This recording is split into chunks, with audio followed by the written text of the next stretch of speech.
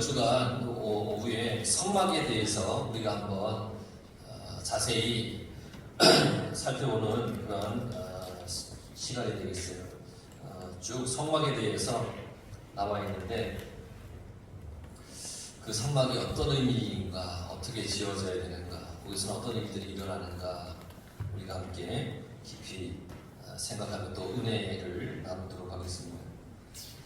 하나님께서 모세를 시내산에 부르셨죠. 그리고 6일 동안 나타나지 않다가 이제 7일에 되어서 나타났습니다. 그리고 모세는 그 시내산에서 40일 주님 앞에서, 하나님 앞에서 그렇게 있었습니다. 그리고 모세에게 말씀하셨어요. 그 말씀하신 게 뭐냐면 성막을 지으라는 말씀입니다. 성막을 지어라. 어떤 모양으로, 또 어떤 크기로, 어떤 마음으로 지어야 할지에 대해서 말씀해 주었습니다. 이 성막이라고 하는 것이 이제 어떤 의미가 있는지를 우선 한번 우리가 살펴보면서 하나님이 그 성막을 어떻게 지으라고 했는가를 우리가 한번 들여다볼 텐데, 출애굽한 이스라엘 백성들이 가나안에 들어가서 한 나라를 세우기 전에 하나님께서는 가나안에 들어갈 이스라엘을 향하여서 하나님께서 그들의 하나님이고 이스라엘이 하나님의 백성임을 선포하고 그 증표로 율법과 그리고 성막을 주셨습니다. 시내산에서 10계명의 율법을 주셨죠. 또 지킬 규례들에 대해서 말씀해 주시고 또 오늘 모세에게 성막을 지으라고 하면서 하나님이 그 증표로 그걸 주셨다는 거예요. 내가 늘 너희와 함께 하겠다, 이 증표예요. 율법은 하나님께서 그의 백성을 말씀으로 통치하신다는 어떤 확고한 의지의 표현입니다. 말씀으로 너희들을 내가 이끌어가겠다. 이 율법의 내용을 바탕으로 하나님께서 이스라엘과 친히 이제 언약을 체결했습니다. 언약을 했습니다. 그 후에 이제 성막에 대해서 모세에게 말씀을 하시는데, 성막이라고 하는 것은 하나님의 임재의 의미가 있습니다. 임재하시는 거예요. 이곳에 내려오시는 거예요. 이곳에 계시는 거예요. 이 성막에 성막을 통하여서 계시겠다는 거예요. 그래서 먼저 성소 안에 들어갈 어떤 언약궤, 속죄소, 진설병 상, 그리고 등대를 만들게 하였습니다. 모세에게 보여주시는 이 성막의 모양은 마치 어떤 하늘의 보좌를 연상케 하는데, 천사들이 둘러서 이렇게 확 옹이하고, 그리고 성소에는 하나님의 보좌를 상징하는 그 언약궤가 그 중심에 딱 위치해 있어요. 하나님의 언약궤. 이것이 하나님께서 백성을 말씀으로 통치하신다는 상징적 의미를 가지고 있는데, 이 성막은 하나님이 왕으로서 이스라엘 가운데 임재하신다는 사실을 보여주는 증표예요. 그래서 그 증거로 항상 이 성막에는 하나님이 계신다는 표시인 쉐키나라는 게 있어요. 쉐키나가 뭐냐면 구름 기둥과 불 기둥을 얘기해요. 이 쉐키나라고 하는 거예요. 구름 기둥과 불 기둥. 이스라엘이 구름 기둥과 불 기둥의 인도함을 따라 자리를 이동하고 장막을 이동하고 그렇게 했죠. 그러니까 이 쉐키나가 떠오르면 이스라엘 백성들은 모든 일상을 다 중지하고 짐을 막 싸야 되는 거예요. 그리고 이게 이동하는 대로 따라가는 거예요. 길을 나서는 거예요. 하나님께서 새로운 곳으로 이스라엘을 인도하시려고 길을 떠나시기 때문에 그렇게 따라가야 되는 거예요. 그래서 이 쉐키나가 구름 기둥과 불 기둥이 어느 곳에서 자리를 잡으면 그곳에 그들이 제일 먼저 뭘 하냐면 성막을 세우는 거예요. 그리고 성막 주변 사방으로 각 지파별로 진을 쳐요. 그리고 지파별로 진을 쳐서 이렇게 있습니다. 마치 군대같이, 군대가 이 그 성막을 이렇게 호위하고 있는 듯한 그런 모습으로 진을 이렇게 치는 거예요. 그러니까 그곳에서 진을 딱 치고 성막을 만들고 진을 친 다음에 이 쉐키나가 떠오를 때까지, 구름 기둥과 불 기둥이 다시 떠올라서 이동할 때까지 진을 치고 거기에 거주하는 거예요. 그러니까 하나님이 그 성막에 늘 임재해 계신다는 거예요. 그래서 이 성막을 때로는 회막이라고 불렀습니다. 이건 하나님께서 그 백성들을 만나시는 곳이라는 의미예요. 그 백성들을 만나겠다는 거, 회막. 회자가 여러분 회막하면 뭔가 회동할 때 서로 만나는 거잖아요. 만나는 곳이에요. 그러니까 성막에서의 어떤 교제는 너무너무 중요한 거예요. 하나님과 나와의 만남이 너무너무 중요한 겁니다. 속죄소라고 하는 것이 있어요. 언약궤의 그 위에 자리하고 있는 속죄소라고 하는 게 있는데 22절에 보면 거기서 내가 너와 만나고 이스라엘 자손을 위하여 내게 명령할 모든 일을 내게 이르리라. 그러니까 이 말씀 하나님과 백성과의 만남은 너무너무 중요하다는 거예요. 그곳에서 너희들을 만나겠다는 거예요. 그 성막은 하나님과 내가 만나는 것이에요. 성막에서 제사를 드릴 때는 먼저 그 제물을 제사장 앞에 가지고 가죠. 그러면 사람은 지은 죄를 대신해서 그 짐승을 죽인 후에 그 절차에 따라 하나님께 속죄제를 드리는 거예요. 속죄제는 번제로 드려요. 번제라는 게 뭐냐면 제물을 태워요. 태워서 향기를 하나님께 기쁘게 드리는 것이 번제예요. 그 이후에 속건제를 드려요. 속건제는 죄의 대가를 치르기 위해서 드리는 제사를 속건제라고 합니다. 그러니까 속죄제는 죄를 지었기 때문에 당연히 죽어야 마땅한 이 죄인임을 고백하면서 드리는 제사이고, 속건제는 그 죄의 대가를 내가 치름으로써 죄책으로부터 자유로워지기 위해 드리는 게 속건제예요. 그러니까 죄인이 된 자가 죄로부터 깨끗해져서 하나님 앞에 자신을 드리는 것, 이것을 의미하는 거예요. 이제는 하나님께 모든 삶을 의지하고 하나님의 보호와 인도함 그 가운데서 살겠다는 결심을 담아서 헌신하겠다는 정신, 그걸로 드려지는 게 속건제, 속죄제, 이런 성막에서 드리는 제사라는 거예요. 그런 후에 화목제라는 제사를 드립니다.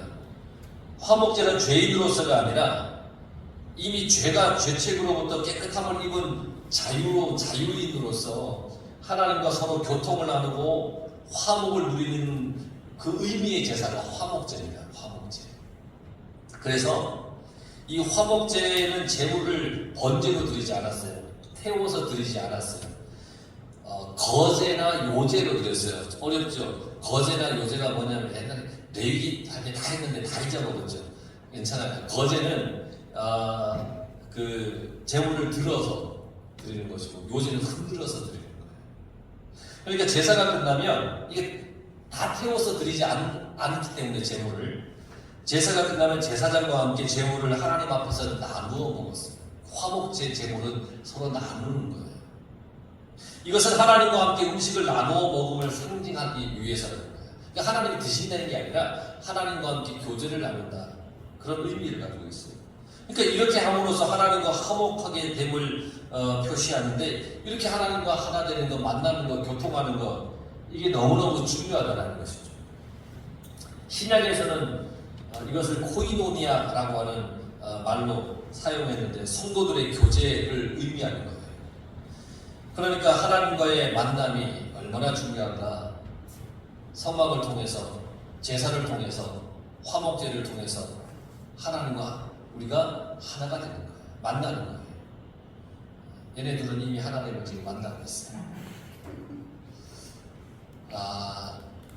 그 다음에 이 성막은 하나님의 백성이 죄로 인해서 더럽혀질 경우에는, 그래서 주님 앞에 하나님 앞에 나와서 제사를 통해서 성결을 유지하도록 했어요. 성막은. 그러니까 하나님 앞에 나와서 제사를 드려서 내 죄를 이 짐승을 통해서 용서를 받고 내가 성결해지는 거예요. 그 역할이 성막에서 했다는 거죠. 누구나 죄로 인해 죽음 앞에 서게 될 때 하나님께 제사를 드림으로써 하나님께서 그 백성을 치유하고 성결하게 하셨어요. 그래서 하나님께서는 그 일을 위해 성막을 지으셨고, 하나님의 백성들이 죄로부터 깨끗하게 해주셨다는 겁니다. 하나님께서는 이스라엘 백성들이 항상 성결을 유지하여서 죽음을 당하지 않도록 보호해 주셨습니다. 이스라엘은 그러한 보호 가운데 살아가야 했다는 겁니다. 이게 성막의 아주 중요한 의미입니다. 그러니까 하나님이 임재하시고 하나님과 만나고 하나님이 치유해 주시고 이게 성막이라는 겁니다. 이런 성막을 어떻게 지어야 했을까? 이제 짓긴 해야 되잖아요. 그게 2절 말씀에 보면 내게 예물을 가져오라. 성막을 짓기 위해서 성막을 짓는 재료가 필요하죠. 하나님께서는 그 백성들에게 그 성막 지을 재료를 가져오라고 했습니다. 이스라엘 백성들이 애국에서 나오기 전에 하나님께서 그들에게 하신 말씀이 있는데 출애굽기 3장 22절에 보면 하나님께서 이렇게 말씀하셨어요. 여인들은 모두 그 이웃 사람과 및 자기 집에 거류하는 여인에게 은폐물과 금폐물과 의복을 구하여 너희의 자녀를 꾸미라. 너희는 애국 사람의 물품을 취하리라. 하나님께서는 이스라엘 백성들에게 없는 걸 억지로 가지고 만들어 와라 이렇게 말씀하지 않았어요. 너희에게 있는 예물을 가져오라. 나에게 너희들 가지고 있는 예물을 가져오라. 그들에게 있는 것을 가져오라는 겁니다. 가져오라. 어떻게 가져와야 되느냐? 계속 2절에 보면 기쁜 마음으로 내는 자가 내게 바치는 모든 것을 너희는 받을지니라. 하나님 앞에 자원하는 마음으로 드려야 되는 겁니다. 성막을 지으라고 명령하신 하나님께서는 기쁜 마음으로 드리는 예물이 필요하다라고 말씀하시는 거예요. 하나님의 일을 하는데 무엇보다 인간의 자원하는 마음이 필요해요. 자원하는 마음. 자원하는 마음은 하나님의 일을 하는 사람이 갖춰야 할 기본 자세예요. 그래서 사도 바울은 고린도후서 8장 11절 12절에 이제는 하던 일을 성취할지니 마음에 원하던 것과 같이 완성하되 있는 대로 하라. 할 마음만 있으면 있는 대로 받으실 터이요 없는 것은 받지 아니하시리라. 할 마음만 있으면 있는 대로 받으신다. 자원하는 마음을 가지라는 거예요. 억지로 아니라는 거예요. 하나님 앞에 나오는 것도 마찬가지고요. 하나님 앞에 우리가 헌금을 하는 것도 마찬가지고요. 이 성막의 중요한 것은 자원하는 마음이에요. 자원하는 마음.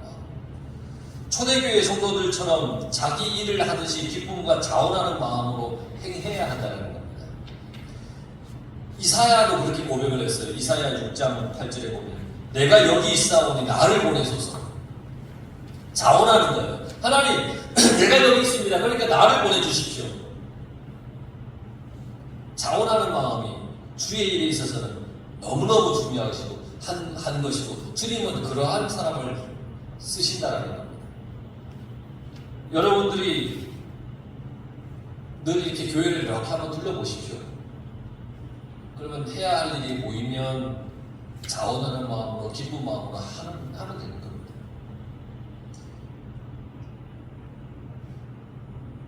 저는 잘 못하니까 여러분들이 자원하는 마음으로 둘러보시고 할 수 있는 것을 나로 하는 거예요. 물론 저도 마찬가지고 뭐든지 자원하는 마음 하는 거예요. 그래서 저는 제가 잘할 수 있는 것은 청소기 들고 토요일날 여기 다 한번 미는 겁니다. 그건 잘합니다. 그냥 늘 자원하는 마음으로 청소를 합니다. 주님께서 보시고 주님께서 기뻐하시면 되는 것 아니겠습니까? 그 자원하는 마음, 주님께서 기뻐하시는 것은 자원하는 마음이니까 그렇게 우리가 주의 일을 해야 되는 것이고 이 성막도 자원하는 마음으로 예물을 가져오는 자 그걸 받으라는 겁니다. 그 억지로 가져오는 사람들은 어떻게 하는 거예요? 안 받는 거예요. 안 받는 거예요. 아무리 내가 막 많이 가지고 있어도 자원하는 마음이 아니라 억지로 한다면 그걸 안 받으신다는 거죠. 그러니까 여러분들 주님께 자원하는 마음으로 헌신하고 봉사하시길 바랍니다. 8절을 보면 내가 그들 중에 거할 처소를 그들이 나를 위해 짓되 그랬죠. 하나님께서는 성막 건축을 명령하시면서 나를 위하여 지으라고 했습니다. 하나님을 위하여 지으라. 성막 건축이 어떤 인간의 영예를 위함이 아니라 오직 하나님을 위한 일이어야 된다는 겁니다. 자기의 어떤 그 재능과 기술을 뽐내는 게 아니라 하나님의 영광을 위하여 지으라는 겁니다. 하나님의 일은 하나님을 위한 일이어야 됩니다. 우리가 지금 이렇게 아름다운 교회를 지었습니다. 우리가 지은 이 교회는 오직 하나님을 위한 일입니다. 우리의 자랑이 아닙니다. 우리의 과시도 아닙니다. 성전 건축은 오직 하나님의 영광을 위해서입니다. 제가 이 교회를 짓고 지은 이후에도 참 많이 들었던 이야기 중에 하나가 뭐냐면, 아유, 그렇게 지은 거는 다 김 목사가 목회를 잘해서 그런 거야 라고 목사님들이 많이 얘기를 했습니다. 그런데 가만히 생각해보면 그게 아닙니다. 제가 목회를 잘하거나 아니면 관계를 잘 맺어서 헌금을 많이 받아서 지은 게 아니라 하나님의 영광을 위하여 우리가 지은 거고, 하나님께서 영광 받으시기 위하여 그렇게 많은 사람들에게 우리 교회에 헌금을 할 수 있도록, 자원하는 마음으로 할 수 있도록 해주신 겁니다. 그래서 성막을 이렇게 그 말씀을 준비하다 보니까 그런 마음이 드는 거예요. 아, 맞아. 우리 교회는 이 성막에 예물을 드린 사람들처럼 자원하는 교회와 자원하는 정말 이름도 얼굴도 모르는 성도들이 헌금을 보내와서 우리가 하나님의 영광을 위하여, 내가 인맥이 좋아서 아니면 내가 뭐 사람들 많이 알아서 헌금을 많이 끌어와서 막 이게 절대 그게 아니라 하나님의 영광을 위해 우리가 이렇게 지을 수밖에 없도록 이끌어 가신 하나님의 계획이라는 거예요. 그러니까 그 마음을 우리는 잊지 말아야 됩니다. 하나님의 일은 하나님께 영광을 돌려야 됩니다. 당연히 하나님을 위해서 행해야 하는 겁니다. 주님은 자신의 목숨까지도 하나님을 위해서 버리셨죠? 왜? 그것이 하나님의 일이었고 하나님을 위한 행동이었기 때문에 자신의 목숨을 십자가에 맡기신 거예요. 하나님의 일을 하고서 그 공로를 나에게 돌리려고 해서는 안 되는 겁니다. 그저 우리는 모든 영광을 주님께라고 하면서 살아가야 됩니다. 모든 영광을 주님께, 모든 영광을 주님께, 하나님을 위하여, 하나님의 영광을 위하여 그렇게 살아가야 되는 겁니다. 그리고 9절에 보면 내가 내게 보이는 모양대로 장막을 짓고 기구들도 그 모양을 따라 지을지니라. 내가 너에게 보이는 모양대로 하나님의 일을 하면서 어떤 인간의 잔꾀나 곤모술수를 사용하려고 해서는 안 되는 겁니다. 그 당시 하나님께서 명령하신 이 성막은 오늘날 어떤 이 화려한 건축물과 같이 화려하거나 웅장하지 않았습니다. 나중에 기회가 되면 성막의 모형거나 아니면 뭐 이런 그림을 뭐 혹시나 보여줄 기회가 있어서 보여드릴 텐데 세련되지도 않았습니다. 쭉 읽어보면 뭐 그닥 오늘날 웅장한 교회들에 비해서는 뭐 별것 아니었습니다. 어찌 보면 아주 단순하고 보잘것없는 어떤 아주 간단한 구조물 같은 그런 모양이었습니다. 그러나 분명한 것은 그 성막은 하나님께서 계획하신 건축물이라는 겁니다. 그렇기 때문에 이스라엘 백성들은 인간의 경험이나 기술을 다 접어두고 하나님께서 말씀하신 대로 지어야 했다는 겁니다. 그저 말씀대로 지어야 했다는 겁니다. 하나님이 이 정도 크기로 해라, 이렇게 크기로 해라, 이렇게 크기로 해라, 그러면 그렇게 했어야 되는 겁니다. 세로가 대략 한 45m쯤 됩니다. 성막 바깥 이 틀이 45m면 좀 작은데 하나님 한 100m쯤 할까요? 라고 해서 그렇게 해서는 안 된다는 겁니다. 하나님이 하라고 하는 그 치수대로 해야 되는 겁니다. 그저 하나님 말씀대로. 하나님께서 인간의 열심보다, 인간의 화려함보다 하나님의 말씀을 따라 행하는 그 모습을 더 기뻐하십니다. 그래서 사무엘상 15장 22절에 보면 여호와께서 번제와 다른 제물을 그의 목소리를 순종하는 것을 좋아하신 같이 좋아하시겠나이까. 순종이 제사보다 낫고 듣는 것이 양의 기름보다 나으니 라고 말씀하고 있습니다. 아무리 화려하고 아무리 내 마음과 의도가 막 주를 위하여 한다고 했다 할지라도 하나님이 하신 말씀대로 해야지. 그렇지 않으면 소용이 없다는 겁니다. 우리가 하나님의 일을 하는 데 있어서 순박하고 겸손하게 그 말씀대로 행할 때 하나님께서는 우리 모두의 수고를 기뻐 받아주시는 겁니다. 순박하고 겸손하게. 내가 하고 싶은 대로가 아니라 하나님께서 말씀하신 그대로 그렇게 하는 겁니다. 우리의 신앙의 경륜과 경험보다 순간순간 하나님의 말씀에 순종하는 것, 이걸 더 기뻐하신다는 겁니다. 그래서 이사야 55장 9절에 내 길은 너희 길보다 높으며 내 생각은 너희 생각보다 높으니라 라고 말씀하셨습니다. 이 말씀을 우리는 기억해야 됩니다. 그리고 하나님의 뜻을 제일로 우리가 여기며 살아가야 되는 겁니다. 성막은 그렇게 지어져야 되는 것이고 그런 마음으로 지어져야 되는 겁니다. 오늘날은 성막은 없죠. 내 마음에 하나님을 향한 성막을 짓는다면, 즉 내가 하나님을 위한 인생을 살아가려면 우리는 하나님 말씀대로, 하나님이 원하시는 대로, 말씀하신 그 뜻대로 우리가 살아가야 되는 겁니다. 내 생각에, 내가 보니까, 내 경험상 이게 아니라 하나님의 말씀에 의하여 내가 이렇게 하겠습니다 라고 해야 된다는 겁니다. 그 순간 나에게 조금 손해가 볼 것 같다, 조금 내가 억울할 것 같다, 이게 주의 말씀이라면 그렇게 한 그런 여러분들 되시길 간절히 바랍니다.